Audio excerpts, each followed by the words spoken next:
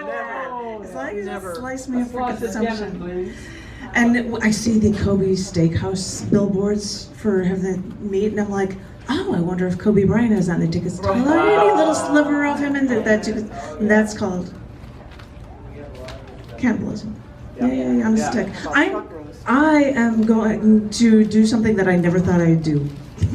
I would be asked for doing features in Chicago, and the last year I was there, the Sci-Fi, the science fiction show, came through, and I had 2 days to do features about something science fiction-y. And so I did a bunch of pieces about Star Trek. And I can't believe I'm going to do this, but I'm going to read 2 pieces about Star Trek from one of these shows. And your entry thing was one of those plastic scuzzes, those stupid little bracelets, and it says Sci-Fi on it, and it says together by fandom or something. And I was like, and I've got this bracelet. How funny is that? Because I'm not one to go to a science fiction thing. But anyway, these are 2 poems from this. This first one is called Kinds of Interference.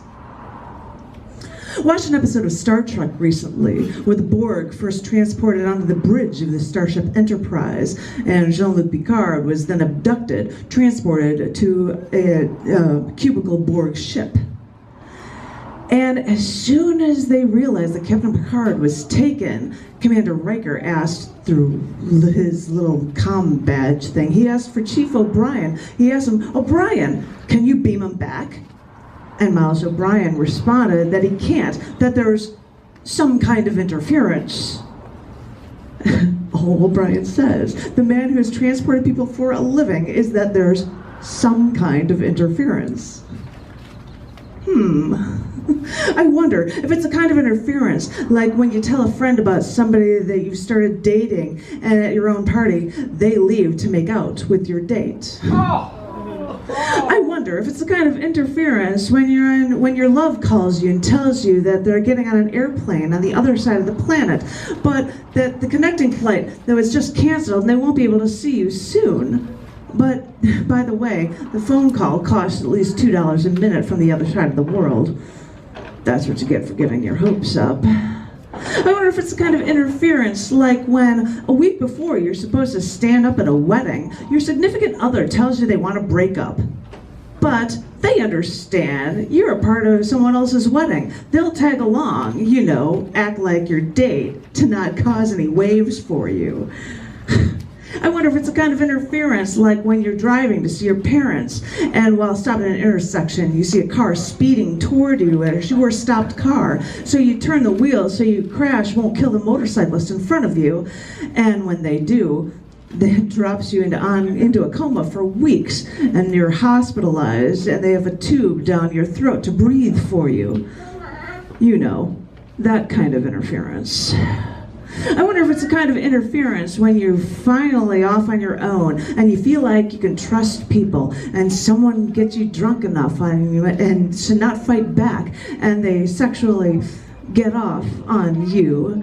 And you later hear of rape rooms and fraternity basements that are rooms with floors literally covered in dingy mattresses, you know, in case a girl falls down as soon as they enter the room. You know, that kind of interference. I wonder if it's the kind of interference you get when you question your gender preferences, starting relationships with a few until one of them, from a one-night stand, gives you the human immunodeficiency virus. After you've contracted full-blown AIDS, you cocktail your way through the world with anything other than liquor, wondering how long you'd live, wondering if you'd ever have and raise kids. You know, that kind of interference. But, you know, often you hear them say on Star Trek that there's some kind of interference.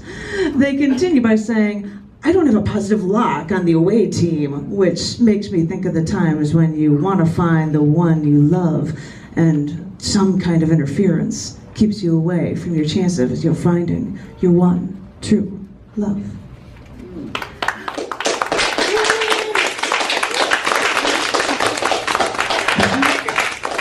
I think I've read it once. We'll see. This is called Uncuffed. When I was arrested, They put handcuffs a little too tight around my wrists behind my back. They put me in the back of their squad car, took me to their headquarters, a little building you can only get to through the off-ramp of the expressway.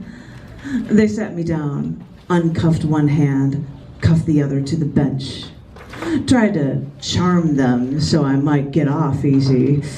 Looking back, I thought it was nothing like a holding cell as you see on the Enterprise, where prisoners are escorted and not handcuffed. They're escorted to a room all their own with a force field for a wall. Well, I must have sweet-talked them. I didn't go to jail. But I imagine prisons aren't as roomy or as clean as they are on a starship like the Enterprise. And prisoners' bars aren't the same as a force field. It would have been nice to touch a force field, see what it felt like.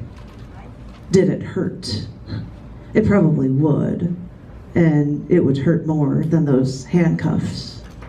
I know I have a Dali lithograph, a cooler one than Kuypers', but I didn't steal it like he did before he stole data, before he was caught.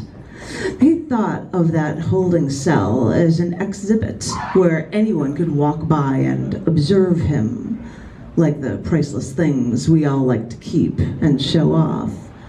We all want to be the ones with the most toys, don't we? But no matter what century you live in, no matter what fantasy world you live in, getting caught is never an option. You'll only want to be free from that force field, or hope your time will come and you will be uncuffed.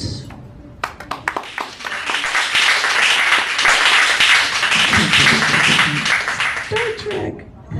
Sorry. This guy stole data because he was a priceless thing. Stole it. Sorry. You guys don't watch it, so you have no idea. This one is called Years, Centuries, Eons. Scouring this land, searching for meaning, I've traversed the roads to see the inner beauty of how this earth came together. Discovering the rocky terrain, caressing smooth lava beds, studying the variations of color in the rainforest's bamboo stalks have touched my soul deeply.